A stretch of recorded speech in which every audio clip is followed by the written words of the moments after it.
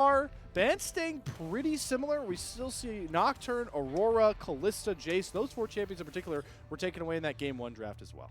Yeah, and I think that this final ban will tell you a lot about what AL might look for. So Rumble, Skarner are both still things. Whoa. This is the first time Skarner's gone unbanned on red side. Is this not just an immediate slam? So it could be, but what is... Yeah, so also left open is Rumble. That's been left open. Also, we've still got Zyra, which is a typical pick into Skarner as well. The Skarner goes in and just kind of get minced up by all of the plants as well. This is... I'll use quote marks here. This is nerfed Skarner, in quotes, because the Skarner champion is still very, very strong regardless. And yeah, they're sort of... NIP... recognizing, actually, we've got Zyra open for this reason. If you want the Skarner, you can take it. But we know that this matchup is very good for the Zyra, so we're kind of happy with that. What a gutsy call. I mean, we're making history right now by the fact that everyone's adverse to the champion that's just been blind banned on red side. And now AL, even despite all your great points, Roodood, they're obligated. Like they're obligated. They're like, we can't pass up on this opportunity. Yeah, I mean, Skarner gets played typically, well, not typically, exactly once per series, and, you know, most frequently it's 0 times, actually, because it just hits the ban table always. And maybe we will now see why Skarner is so frequently banned. The CC that this champion has, a 3-man suppression, is not something that's typically balanced, and the ability as well to 1 versus 1 the majority of AD carries, we will soon see is definitely quite a problem. AL as well... Picks. Real quickly, back to back. They could all be B1. Yeah, they got Rumble, Skarner, and Ashe all on the same team. But what's intriguing, going back to the jungle points we've been making, Roodood, again, it feels like Tarzan style. I'd expect him to be on the Zyra and Aki on the Skarner, but it's just opposite day right now. Yeah, and I think that Aki as well has had a bit of a glow up also in this split. Another one of those players that coming in a little bit like Shanks almost, that we were expecting sort of middle of the pack, probably upper middle area of junglers in this case, but has stood toe-to-toe already with some very, very highly touted junglers. And again, against Tarzan, again, game number 1 didn't have a standout performance for Aki, but was doing what he needed to, was absolutely along for the ride, and was a willing participant in those fights as well. Yeah, and there, hey, going back to what you called out about these supports and the enchanters, good respect then there from NIP. They're going to take away that Seraphine that both Kael and ppgod like. Just going to likely take away some of these top lane answers if you're AL, try and limit. Even if you're going to get lane swapped into this Rumble, try to limit the tougher 1v1 matchups whenever that happens, or if that happens in our meta. Yeah, and I mean, typically you would see a Galio ban here as well from AL that has sort of risen as an attempted counter pick to the Rumble. But at the minute, I'm looking at the amount of magic damage already. Maybe they don't want to take the Galio as NIP specifically, and you don't have the best champion to try and facilitate that. I think that ppgod on the Leona looked great in Engage on game number 1, so maybe we'll get to see a little bit more of that, but could be one of those setups for the Galio as well. NIP this time, though, they're the ones playing with range, and if AL sort of have anything to say about that, it should be that they should be looking to engage also. They've got Rumble ulti, they've got Tarzan to try and go in, and they've got an Ashe ulti as well to attempt to engage those fights. What NIP need now are one of those frontliners, right? We saw it missing notably from AL's composition in game number 1. Somebody to stand in front, absorb the damage, and Udyr fits that brief to a T. Yeah, right there. Azir being hovered, I feel like this is just such a good spot for Shanks to play a melee aggressive. I know there's a Zyra, right? And that's a problem. There's an Ezreal that's hard to get to, but I feel like you want somebody to follow this Skarner, and like a Kali, Sylas, those are good picks, but they're going to go to establish some extra range back there with the Azir alongside this Ashe. Yeah, I don't hate this for Shanks, to be honest. And you know, Shanks' Azir as well is something that has been relatively as well highly touted from last year as well. So good to see that we get a little bit now of team fight from AL as well.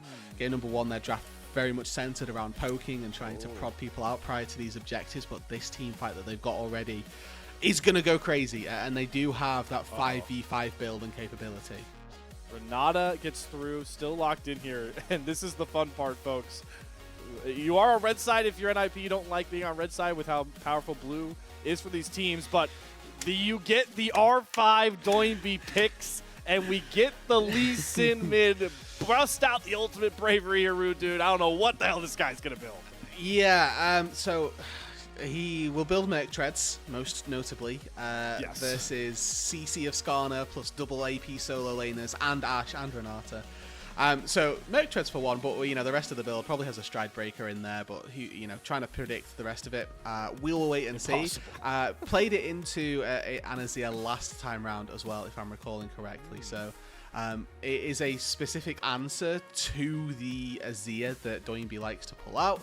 And now we'll get to see whether or not he was a fluke in the last series, or whether he's just, specifically well-versed with the Lee Sin versus Azir. And the Lee Sin here is, turn nameplates off, take away the fact that it's Doinby, is a really intriguing pick with the rest of this comp, right? With the peel that you get, the sort of, playback style of this Zyra Ezreal. The Lee Sin is a weird puzzle piece to try and jam in there.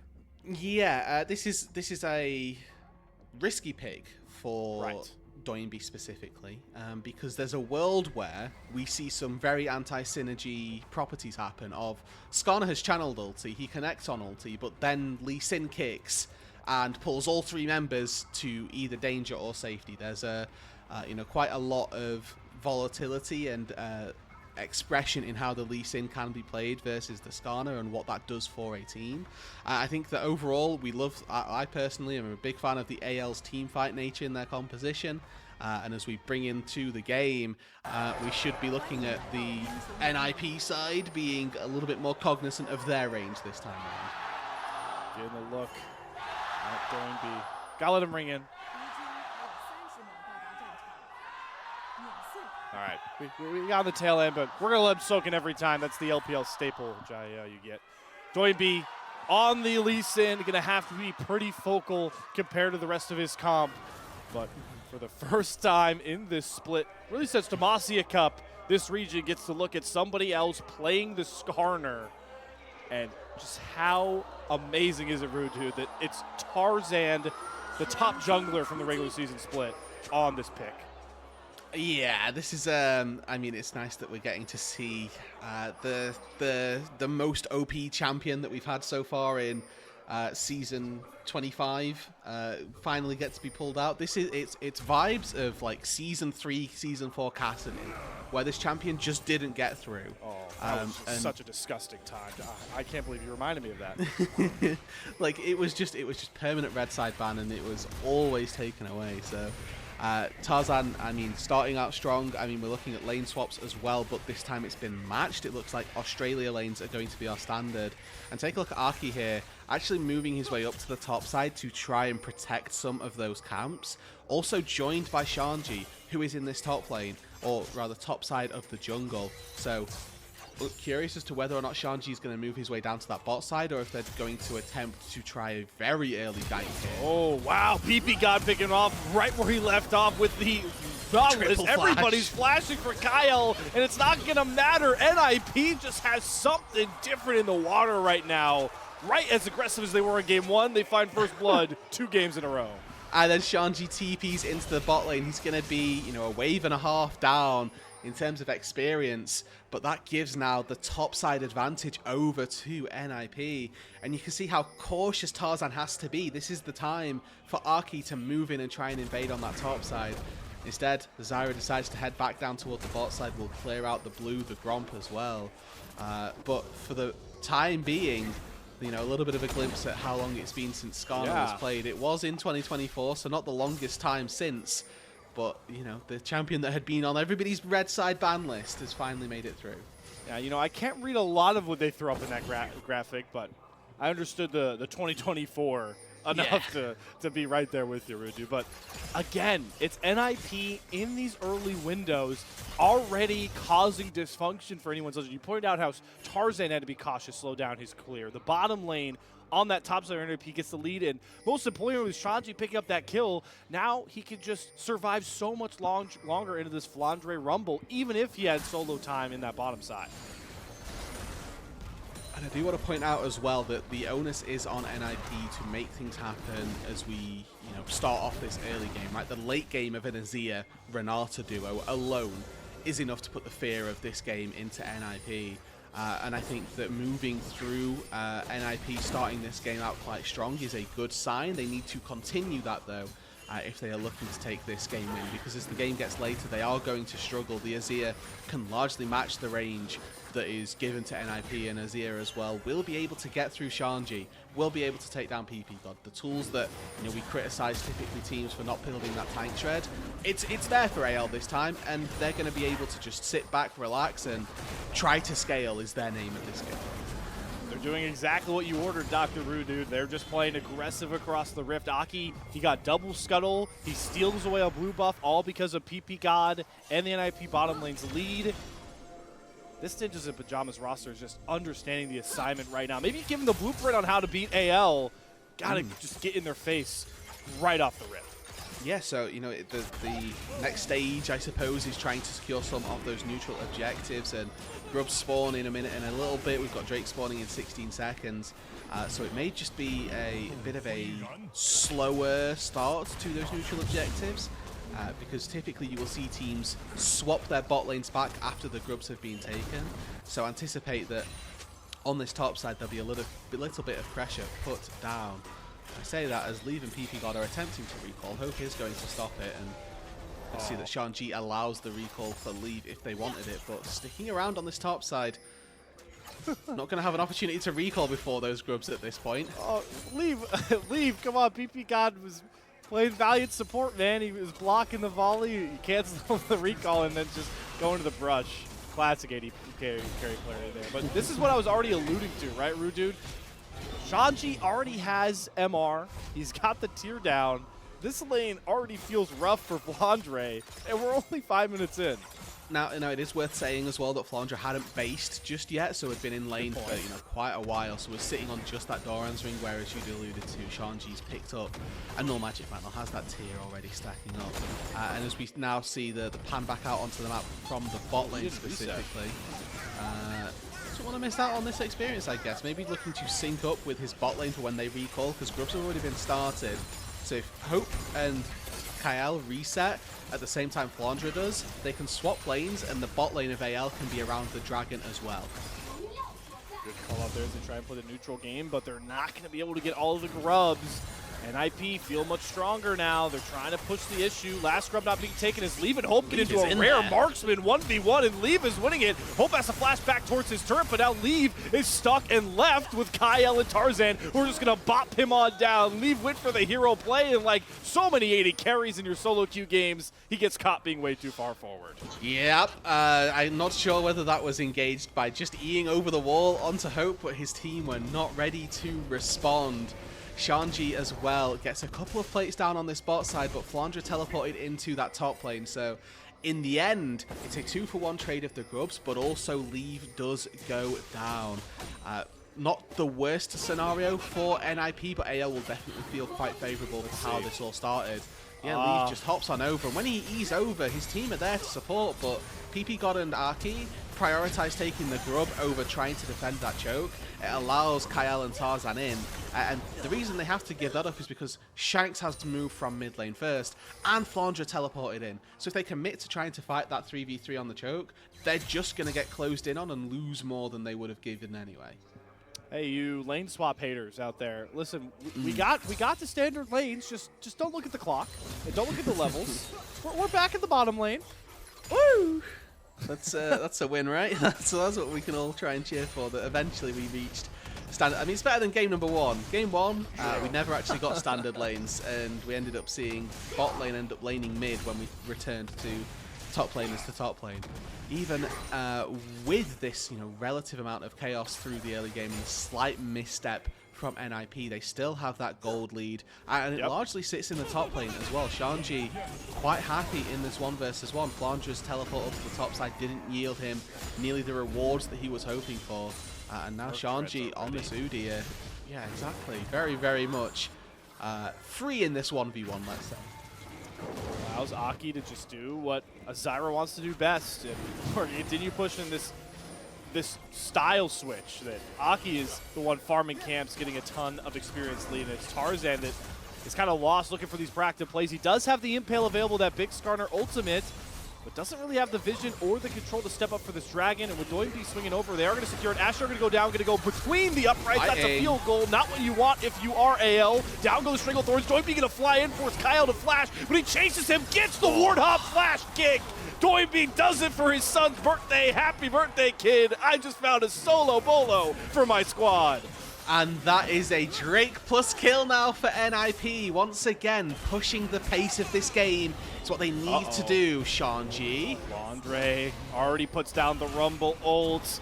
No more damage left to the tank. Gonna have to flash away from Shanji as this top lane matchup goes from bad to worse. Yeah, not ideal for Flandre. Unfortunately, there's nobody on the top side to help Shanji go for a dive here. But AL starting to struggle a little bit on the map. NIP, so far so good. A kill for Aki in this instance as Tarzan now looking for lead, no cleanse. He does have flash and will have to commit it, so respect given over to that ult. It's going to be big summoner off leave going forward for any grub fights that's going to come out. Yep, just means now that every time he presses E, he has to know where everybody is on the map, or that he's going to be, safe enough to press E with the support of his team. No summoner spells on an Ezreal is a big win because he's such a slippery champion anyway. If he's got the flash as well, and it's that extra added disgrace that you hate to play against. But also looking at the items, the experience, importantly as well, lead actually quite far ahead. About half a level, I say quite far, half a level up over Hope. Definitely something that he should be happy about. And for the time being, NIP, they've got that early game advantage. Want to see them look to translate that. We're seeing bases start to come through from leave, so that moving up to this set of grubs should be their focus. But again, AL are just here first. We saw what being there first did for NIP around the Dragon. AL currently take one away, deny that stack on the feet. And I think that's all they were after. Yeah, it's just so weird to see this Skarner that we hyped up. I mean, has not been played yet in 2025. We're talking LPL splits. And we're seeing Ixtal impacts away from fights. Just allowing AL more space. As we get a replay back at the first big fight of this game, where NIP re-secured that lead. Yeah, and I mean, it's a little bit rude to do it like this with the observing, but sending Kael back to his doom with the kick flash. Good to see as well. I mean, I don't expect anything less at this stage, but the kick flash mechanics are there as well. As we move through this game, also kicking Tarzan through people could very well be a big source of damage for Doinby. Flandre going to use the Rumble ult to cut down the wave, but it wasn't in time. The dive's still going to come through. Oh, Asher's no! going to land onto ppgod. The plants! The plants were taking up the turret aggro. Dive secured, another kill for NIP. That one for Feats of Warfare. Yes, Shanji also teleported out so that he didn't end up going down to the collapse of anyone's legend.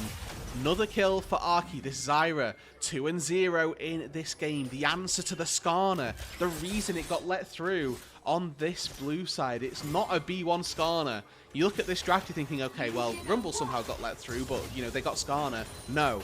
Skarner got let through, and it was so that this Zyra could prosper. Exactly. Aki so far ahead in experience, ahead in kills, and now, with that Leandru's finished, is going to start being very, very active in these team fights. This matchup was marketed as Tarzan versus Doinby for the first time. And while we have got some big Doinby moments, right? The nice flash kick we saw, the Rise game was perfect to earn him a player of the game. It's Tarzan that's really struggling to find form we know him for, and Aki is taking full advantage of it. He is, and then for the first time, really, this feels like Aki sort of making the plays off of his own back, I'll say, or at the very least being the one that directly is rewarded. In game number one, right, he was very much along for the ride, a couple of assists on the Viego, but nothing particularly stand out. And at the minute, 2-0 on the Zyra has been, now 20 CS up, so a 5-camp lead to the Zyra is making these plays happen off of his own back, which is an improvement, especially from where Aki was just last year. Oh, Arcane Shift goes through as he gets stunned. Leave is going to be safe. That's a key. Ashe ultimate down for this Dragon that spawns in 20 seconds. As AL try to grapple control of that river, are gonna... Ooh.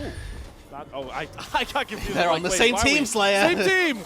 That's my champion too, man. I can't get confused on Ezreal mechanics right now. Well, I can tell you, and this isn't an Ezreal mechanic, if I fire a skill shot at my teammate, it doesn't actually typically impact them, unless it's in Renarty, which is conveniently in this game as well. Yeah. Oh, wow.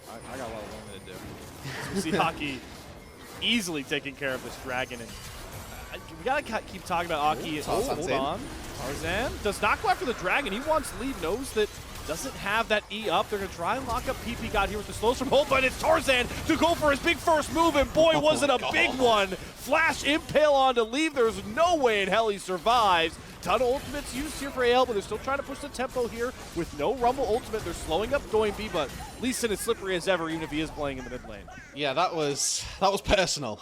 Leave got flashed on by Tarzan, ulted by Tarzan, then ulted by Shanks, then ulted by Flandre, then ulted by Kael, I believe, or is that still up? Either way, 3 at the very minimum ultis committed by anyone's legend just to take down Leave. And, you know, they got the Ezreal, fair play to them, but they lost out on the Dragon, and it's a big pickup as well for neny, now 2-0 in that aspect. Tarzan flashes over the route as well, straight on top of an equalizer, straight on top of an Azir shuffling you back. There was really no way that Leaf can get out of that. 4 ultimates used, yeah, good call there, Roodood. So it does get them the kill they want, but neny come back out on the map as aggressive as ever, just really making it a point to force Tarzan into uncomfortable spots, even just trying to farm his camps. And again, for Tarzan, this is a almost very important year for him as well. Came from a Weibo roster where he could have very easily become a franchise player at Weibo. Decided, in fact, that wasn't for him after just one split. Joining this Anyone's Legend roster, Mazel marking him as sort of an LPL mercenary, just going around collecting these teams and making sure that they succeed.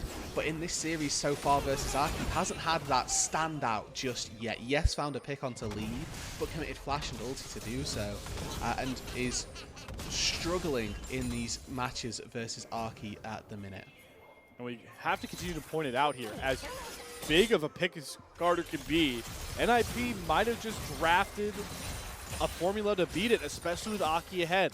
It is so difficult to run into a fed Zyra, to try and find an Ezreal, one of the slippiest AD carries in the game. You got a Leeson for doinb that you're going to always find on flanks. Who's left as your target, Roodood, for these big Skarner grab-ups? I mean, the unfortunate thing is that the targets are Aki and Leave, right? You talked about it being difficult, but it doesn't stop them from being the target. It just means that Tarzan's job is that much harder, and it's going to be a little bit more difficult for him to find success with those Skarner ultis. Again, to sort of address some concerns for AL, I do like their composition as we get later into this game. We've got Hope, we've got Shanks, 2 very, very scary carries as we move into the mid to the late game. But neny so far have set up around this top side, around this Herald, and my concerns for the neny late game, I'm not here yet. Nope, not even close. Herald battling with a plant there, but the engagement come through on the ppgod. They're going for Tarzan, gets the impale, but he's locked up by the Stranglethorns, but he survives through it all. ppgod gonna go down first. doinb gets caught out by Shanks of all people, who throws him back into his team, and there's the install impact we needed from Tarzan. He survives and sets his team up for success. The first real big fight win for AL all day long.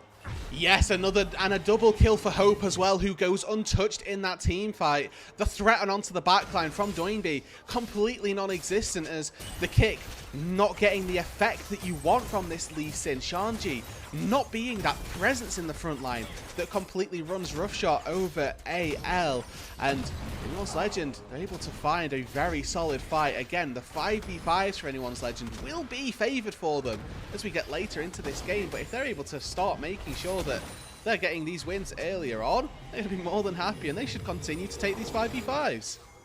Starting to become real clear that neny, as aggressive as they were, especially trying to get Flandre behind, they may have left a sleeping giant in Shanks like you're talking about. Has had such a stellar split. But let's look back at this fight and learn one key rule, ladies and gentlemen. You don't engage onto a Skarner. No, unfortunately not. And they were looking to sort of, I guess, DPS check to say, okay, well, as long as we can take down Tarzan, this is probably fine. But Doinby, again, completely non-factor. Shanji ran in, I don't think stunned anybody. He got stunned into a wall and was dead by the time he came out, so is definitely struggling to find as much effect on that Udyr as we might have seen. But Doinby now fancy Shanks down under this turret. They heard me. They recognized that they did not prioritize putting Shanks in a tough spot, but he's able to dive out. He's able to avoid the dive out onto him under that tier 1 turret. Drops the Herald in a bit of a panic here. It's going to start a juggle for position around this third Drake. neny have the stacking. Yeah, this is a good angle for Tarzan to get in. This is a do-or-die fight for neny. If they lose here, the game falls completely out of their control, but if they can wrestle some of it back, they may still have a chance. They're 2 Drakes to 0 at the minute, securing Soul Point. Again, gives them a slight win condition, a offset to the late game team fight. And neny, they started it up. They got the plans. Zyra can really burn through this. Doinby can take the turn on the backside, join the fight. Equalizer down. Tarzan goes in, only finds ppgod. Arrow does lock up Doinby for the time being, but AL have to come off the back of their engages. Tarzan to flash, find another impale onto ppgod with the Renata ult as well. Forces Shanji off the front line, and AL can do exactly what they do best. Front to back and fly in with Shanks' Sand Soldiers. The back of neny has been broken. It's a brutal combo. The Skarner and Arta duo, Kael and Tarzan, are linking in these team fights so efficiently. They pull one target in, and the second they're impaled, they then get hit by the hostile takeover. They cannot contribute to these team fights, and neny have no response to this AL team fight. The 5v5 is just favored for them. They had a job to push the early game, and they failed. Tarzan's sweet revenge on the Skarner. He was heralded in this early game, wasn't allowed to farm his camps, didn't know what lane to cover, but he recognized what matters most, Roodood. You pointed out the team fight. It's once again Tarzan starting and finishing the equation with that classic impale. And you can see here Leave trying to sort of pepper from afar, and Arki trying to get in position to maybe try and snipe away a Drake steal. But they go flash for flash between the junglers. And again, look at what Doinby's able to do in this team fight. He's sat here, kick up and ready. He's just protecting Leave, who doesn't do enough damage at this point anyway. So his job rendered neutered, really, just completely inefficient in these team fights. And the Lee Sin mid, as much as it's a great answer to the Azir maybe in a laning phase, but for what we've seen in these team fights and what we've seen for the Lee Sin playmaking potential, we've got one kick flash onto Kael. That's it. And we talked about it from draft, right? As cool as it is of being a Doinby Lee Sin pick, a pick that he's known for, and you mentioned with the Azir especially, it just does not fit the style neny drafted for. A composition that looked to want to play at range. They had a couple of nice beefy tanks in Shanji and ppgod as well to attempt to do that, but then you know, maybe feeling that they didn't have the ability to make plays. They weren't really sure how they were going to go about that, but Doinby, looking in this Lee Sin, is now going to feel the consequences of his actions as he looks to take this tier 2 turret. He'll knock it down as Mini Wave goes away. Flandre gets a ton of damage through. Doinby get a kick to create some space. Ward hop to safety, but Flandre wants to chase him. Flash for flash they go. Doinby waiting on cooldowns as Flandre chases him through, but it's a snipe from halfway across the map. Thank you, Hope, courtesy of Flandre. And Shanks now 2v1ing on this top side. Notice that he's got the support of Kael also. Atacam buff at their back. Tarzan going in, just going to try and zone off neny. If they don't get this tier 2 top, it's worth noticing we can look at the bot side as well. Flandre's getting gold regardless. This is a secured play for AL. They are going to get gold from a turret. Whether it's top or bot is what is important, and AL, they have to commit a little bit more into the top side to bait in neny, but it opens up this bot side. Still so much time on this revive. Tarzan on this Skarner, so tanky already. Why not just throw caution to the wind here? We'll see if they go for it as another ultimate from neny committed just to thin out the wave. That's Stranglethorns and True Shot Barrage down for minions. And they're looking to see about this top lane tier 2. Mid tier 2's already gone down. Now Shanks can move his way over. neny have committed so heavily to defending this, and Tarzan, yeah, just with this buff, even if he steps forward, even if he goes down, it's 200 gold, but it's not the end of the world. AL, 4 members strong on this top side with TP. Third time's the charm. It's a saying for a reason. Ash arrow. Ooh, good ramp stance there from Shanji. Is going to neutralize it. Solar Flare doesn't hit Tarzan for a stun, so he impales Shanji and serves him up like dinner. Stew at the dinner table. doyenb teleports in just a bit too late. He has to shift back towards his teammates. And AL claim another turn and more. They've really just strangleholded this game too. And again, looking at the impact that doyenb has in this game, he teleports in, kicks Tarzan away after his team has already died, and again, we're really struggling to find reason that this Lee Sin should have been taken. Does find this tier 2 down on the bot side, and you think maybe he's able to get away, has a pink in his inventory, but it's a really good arrow from Hope. Calculating the pathing, the timing, the trajectory, all of it going in, and Flandre just... Ooh. For a matchup of historical ramifications, as man, I was about to mention Tarzan. Really low HP getting chased down. Shanji teleports in. Now they're just going all into Flandre with ppgod flash Zenith Blade. So it's not Tarzan that gets picked off. It could be Flandre. Big heal comes across with Kael, and I spoke too soon. They both end up getting out of dodge. Yeah, I mean, there's Riftmaker on Flandre, who's got just a little bit of durability there, but also look at who's flashing in. It's ppgod Shanji, your 2 tanks. There's not the damage there to really take out a Rumble. And yes, it's Bloodsong Leona, right? So maybe there's a little bit more, but even still, there's just not enough in the tank to take out what we would have liked, what would have been a quick pickup. Guess they do get the flash out of Tarzan. With both those summoners off ppgod, it's just going to make nip's next 5 minutes even more harsh because he is the real engage tool. Even with the doyenb Lee Sin kick, right? You drafted this comp for ppgod's Leona to try and start these fights. Without flash, you're just neutered. Yeah, and I mean, looking at the damage as we move later, we already highlighted, right, that with favor the AL composition, Azir and Ash are going to handily DPS check an Ezreal and a Zyra.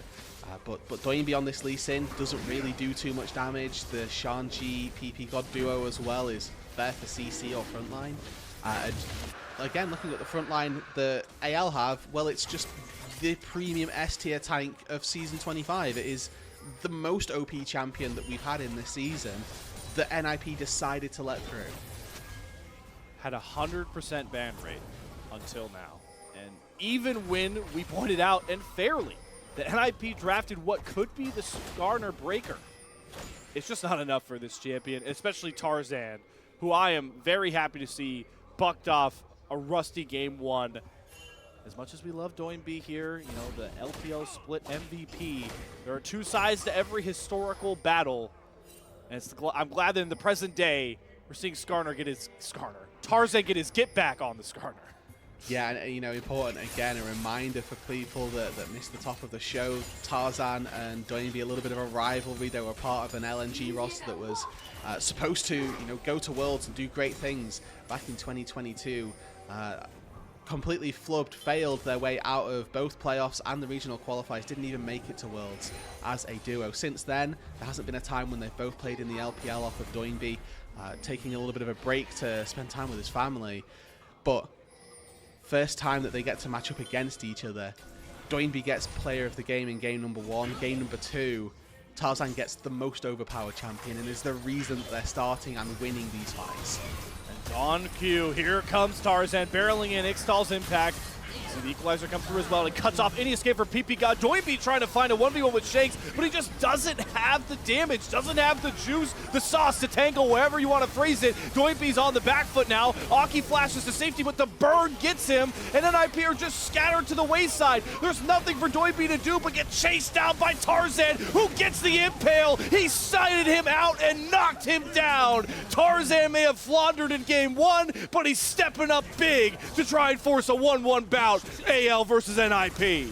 It's a 4-0, and Leave dies as well. Hope goes forward, flashes in and finds the ace. Another Game Slayer. No Baron needed. NIP now absolutely in shambles. Game 1, NIP domination. Game 2, AL bounce back. And that's just tantalizing when you think about 3 potential more games coming your way. Just as expected, a 1-1 split to start it off, and game 2 marked by 2 big words: Tarzan's revenge.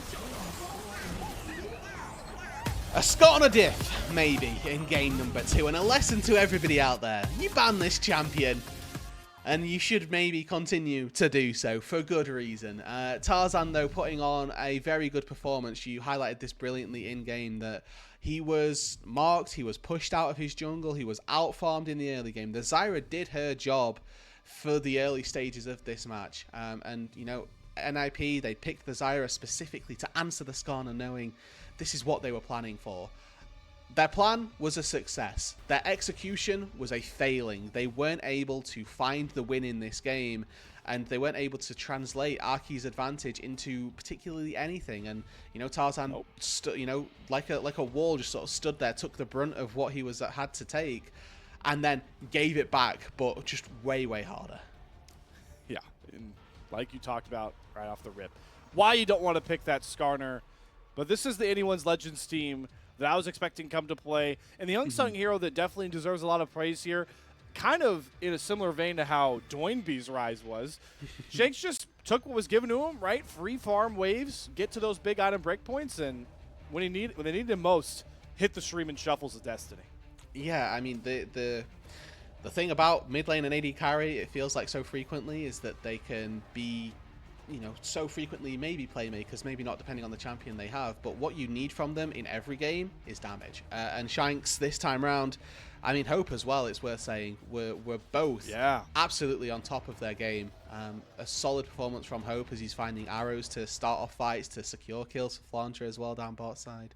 But Shanks, like you say, again, not on the mid lane pool that we've seen from him so far, but playing exceptionally well. We've known Shanks is here for a very long time, and getting that pick specifically for him has been a very big win. And for AL now, they've cashed in their Skarner game. They got themselves a win off the back of it. And again, going into Game 3 of Fearless, that frees up a ban for AL, weirdly enough, because they're going to be the team on red side. Yeah, I can't wait to, when we get the post game, to throw up this draft again so you all can soak in how AL ended up with 3 arguable B1 picks in their first 3 picks here. But to, you know, loop back, Roodood, to the conversation, one of the conversations we had at the top, right? The Frankenstein formation of both these teams. Game 1, the former OMG guys, Shanji, you know, Aki had a big game. ppgod, we thought should have been the player of the game. This time on the flip side, those former WE boys you point out, Shanks, Hope, and Kael on a big Renata pick, also performing as they needed him to. Yeah, and I think that the duo, and maybe they didn't realize this when they drafted it, maybe they did, the Impale and the Hostile Takeover as a duo was so lethal, because you can't cleanse suppression, so you have to buy a QSS, which nobody ever wants to do because it's just 1,300 gold that you don't build into a useful item particularly. And then, you know, you get taken into the Impale, you then can't move because you're CC'd by Hostile Takeover as well. And NIP, you know, they really didn't have too much of an answer. And I think that, yeah, looking at how much damage was done by both sets of players, you can see the Doinby 4.5k Lee Sin getting out damaged by Kael on Renata support that's a disaster. That's your LPL regular season split MVP right there. So. Yeah. We asked the question, right? You know, NIP group didn't seem so strong. Doinby could play these like Lee Sin mid Pantheon picks, get away with it, but the big dogs like AL will not let you get away with it. And Doinby learned the hard way. No, and I mean it's definitely a testament that versus, you know, Rookie, he pulled this out, got away with it, versus Shanks pulled this out, and you know there's a lot of other pieces that go into that. That's very same mid lane champion, by the way, right? Because both his ears. Exactly. You know, very sort of one-dimensional to look at it that way, but Doinby definitely having a much more difficult time of things. And even in this fight where I thought, you know, he didn't really have such a great kick, he's kicking Flandre into ultimately nowhere, is the way it turns out. Yeah. It's the space bought by that combo. I'm glad you pointed it out. Maybe we'll see it come out more often, the Renata Skarner, because it works, because it also answers one of the problems of picking Renata, right, is that whenever you pick an enchanter, you're sacrificing a potential frontline and engage. A question that Skarner answers twofold, but I still always go back to the fact that how the hell did Skarner get through in a series like this? Yeah, unfortunately, only NIP can answer that question for us, and they kind of answered it for us by getting owned by it, to be honest with you, right? Like, they led it through. Oh, we've got this mischievous counter pick that we're going to absolutely destroy you with. Actually, no, you've locked in Zyra and then Lee Sin mid, who is just going to get absolutely rolled. And, you know, we've still got Skarner, so we win. Yeah, who's really the fool here, right? Yeah, the fool be fooled.